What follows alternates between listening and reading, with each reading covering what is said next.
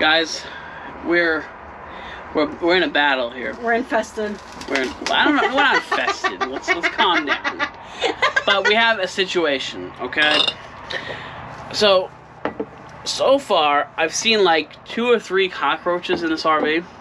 And then they're called palmetto bugs, but they're part of the roach family. I don't know. Yeah, they look just like cockroaches. And then like a couple small or like real small baby ones. Now, the thing is, Sam and I, mainly Sam, because I'm always I was doing just something. gonna say mainly me. I mean, we sweep, we vacuum, we mop, we spray. I mean, Sam, pop this cabinet open real quick and show everybody all of the cleaning supplies we have in this drawer right here. We got.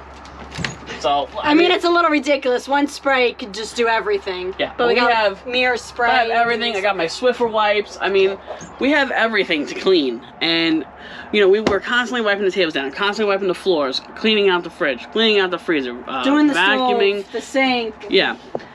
So I don't understand how I'm possibly getting roaches. The only thing I can think of is, you know, this RV was sitting for a long time before we picked it up. You know, it's a 2008. We bought it. It only had 25,000 miles on it, which means it sat for a long time, which a lot of RVs do. You know, a lot of people who don't full-time, they take a trip here and there, and then the RV parks for maybe a couple months, or might go out once a month and put 100 miles on it. So the only thing I can think of is that, you know, maybe the roaches were already in here, and maybe with all the shaking and driving it around and stuff, and maybe now that I'm putting food in, you know, they're coming out. That's the only thing I can think of, because like I said, like, we don't leave food out, nothing. However, we pulled out sugar cubes the other day, and we found bite marks, little bite marks in No, it was a huge a big bite mark? It was a huge rip. In a sugar packet, in a sugar cube. In a Ziploc bag. Yeah, Ziploc bag. So, I don't know if they're trying to get into that, but it's just unacceptable. I definitely got a sugar rush after that. Yeah, and it just skeeves me out. I can't stand the thought of having bugs, especially anywhere near my food. So today, Sam and I were in Dollar Tree, and I found these ball canning jars. Now, I've been wanting to can for a while. I'm kind of into the canning thing. So this kind of gives us an excuse, and I mean, I'm literally, like, anything that's in a plastic bag or anything like that, we're going to be started canning. Which, like this, I put the rice in the plastic bag, I got my spaghetti. I have it like this because it's easier putting it into my pantry. The pantry is very narrow, so having it in plastic bags helps me a lot. So I have this, the cereal, so all that's going to be getting canned. Right. They didn't go into this stuff, but we're trying to prevent them from going into it. Yeah, the nice thing about this is it'll be a tight, like scented tight jar. They won't be able to smell it or anything like that, I hope. So I bought 6 of them to start. Obviously, weight is an issue too. You know, these things don't weigh a ton, but when you add them up, they start adding up to weight. But like I said, mainly just the rice, the pasta, whatever is like, you know, not in a sealed container. Is going to be getting canned today, because I can't deal with the roaches. That is definitely not okay. And like I said, I just don't understand where they're coming from, because we are constantly cleaning this place. So we're going to get started on canning, and I will get back to you guys once we're done doing that.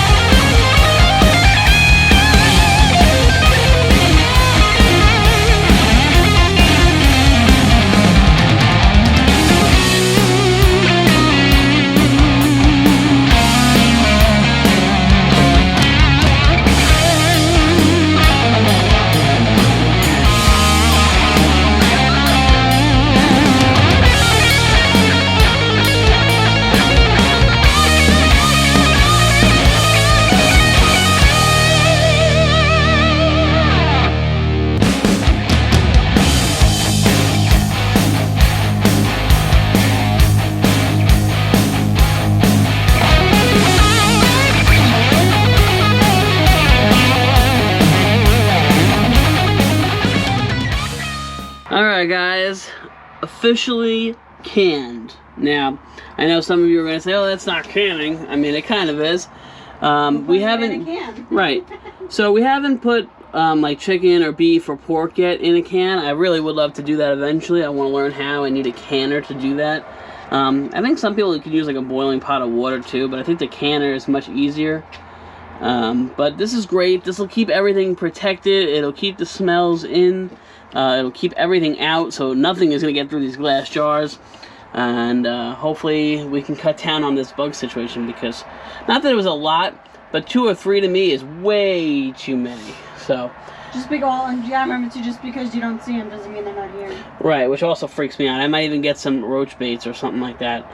But this is a good start, and we'll just keep on going from here. Been a little MIA lately. I'm not gonna lie, we've been at this campground for I don't know, 3 or 4 days now, and you know, it's just been nice to relax and do what we want to do and not have a camera in my face all the time, so I took a little break. But today, it's back to vlogging.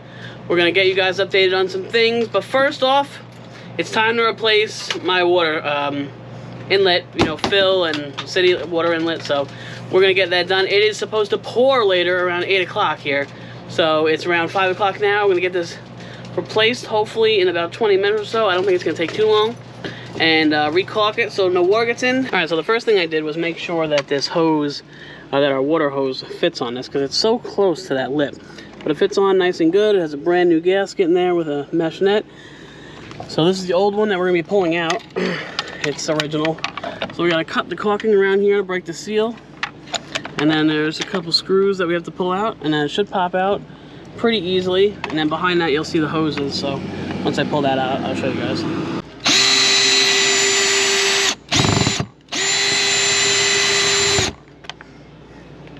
Did they give us new hardware for this? I don't know. So while he's doing that, I just realized that they didn't give us new hardware for this. So we're gonna, hopefully all the screws are okay, and we're just gonna reuse it.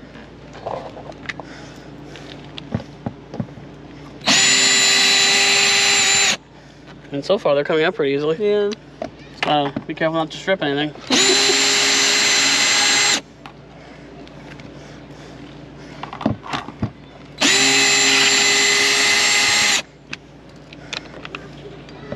And the last one.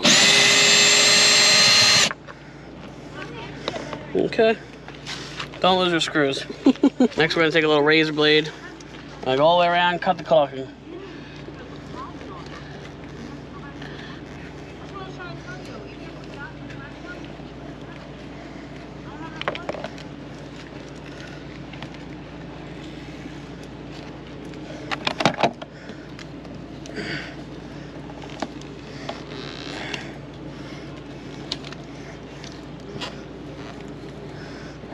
Alright. Next you might have to get like a little flathead screwdriver or something, help pop it out a little bit. Oh, hold on. This one seems to be coming out pretty easily. Just be careful when you pull it out, because you got stuff, remember, attached to the back of it. Wow, there's a lot of pressure on this. Alright, so in our case, this piece right here runs through here, and this is like a guard, I guess, so you don't hit anything. So this has to come off so that we can get access to the plumbing. So we're gonna pull that off. Alright, so now you can see, this is our water fill tube. This is what fills our fresh water tank.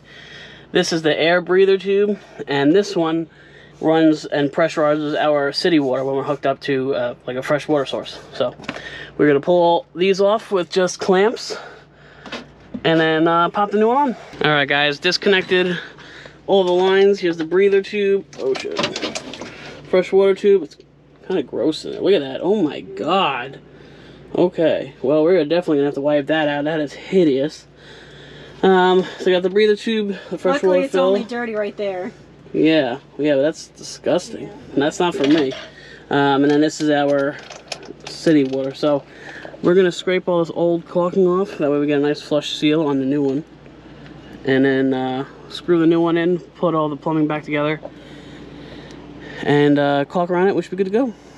So we screwed everything inside. It was a flathead screwdriver that goes around the thing that tightens it. So you guys can see that. It's pretty easy to do. The hardest part is just, you know, having to shove yourself in here. But I aligned all the spaces to make sure that, you know, when we put the screws in, that's good. and then we'll caulk around it. I like how nice and new it looks. Oh yeah. All right, guys, coming back to you. Let me just grab this. So last night, happy Easter, by the way, before I forget. Today's Easter. But last night, it started pouring. And in the middle of me doing this thing. So I kind of just put the GoPro away for right now, and I hooked everything up, test fitted it. At first, I hooked it up. I turned the water on. It was pouring out everywhere. I didn't have the clamp tightened tight enough, so it kind of went all over inside. I dried it all. I don't want any water damage, so I cleaned it up really good, dried it. I even put the blower on it, so I had some wind. And then, you know, tightened it down more, and it was good to go. And I haven't had an issue since. And this one is not leaking at all. Let me see. See if I can open it right now. Oh, I guess we got it locked. Sam must have locked it, but no water. It's hooked up right now. Water's on. No water coming out. It's really good. So right now, this is what I have on hand right now. I'm going to take some Ultra Clear. This is DAP. It's waterproof silicone, and we're just going to go around the edges. Now, what a lot of people do wrong when they caulk is they load it, and then they press it in, and then it gets really messy and goopy. So you just make a small bead. Let me see.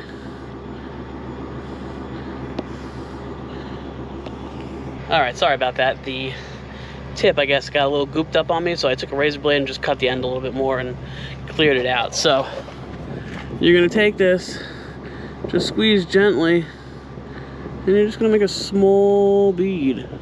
Not very big, guys.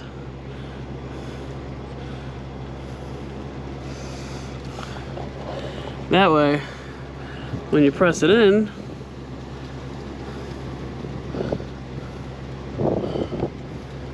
it's nice and neat. It's not going everywhere. Now what you see over here, right here, is the old goop. That's from the old caulking that the older person did. And then the very small line below that is what I did. It's nice and neat. This part I have to fill in right here. But yeah, we're gonna do that all the way around. That'll dry in a couple minutes, and then we'll be ready for the rain. All right, so that's all set. Again, this is just clear DAP, waterproof silicone caulking. I normally use GeoCell 8150. That's what you'll find the manufacturers usually use to go around all the vents and windows and all the seams and stuff.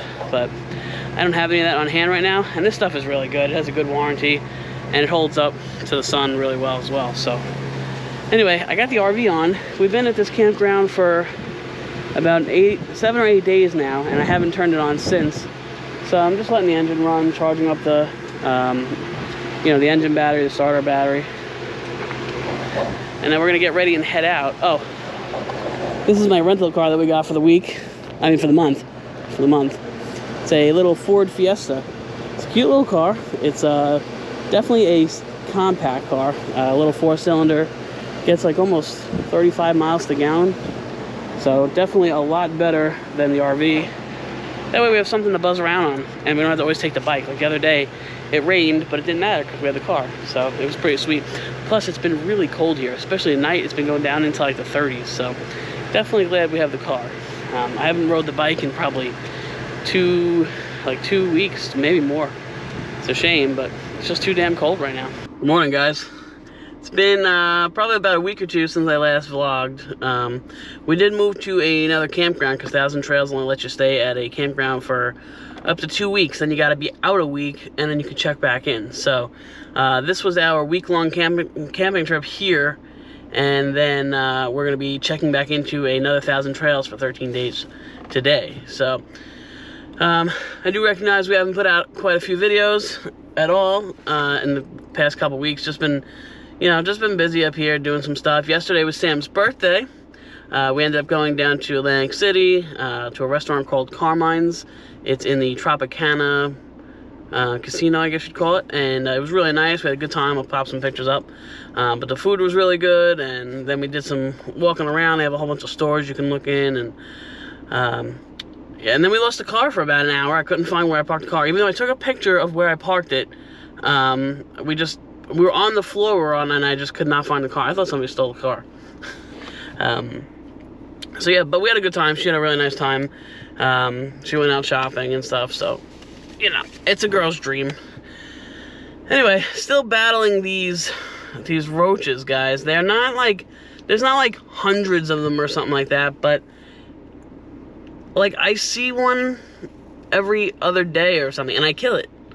And I've put down these roach baits, and I've put down, I mean, we cleaned everything. I vacuumed, I mopped, I sprayed, all the dishes are done. Like, there's nothing. And in the bedroom is where I'm seeing most of them. Now, we don't eat in the bedroom, so there's no way it's like food crumbs or anything like that.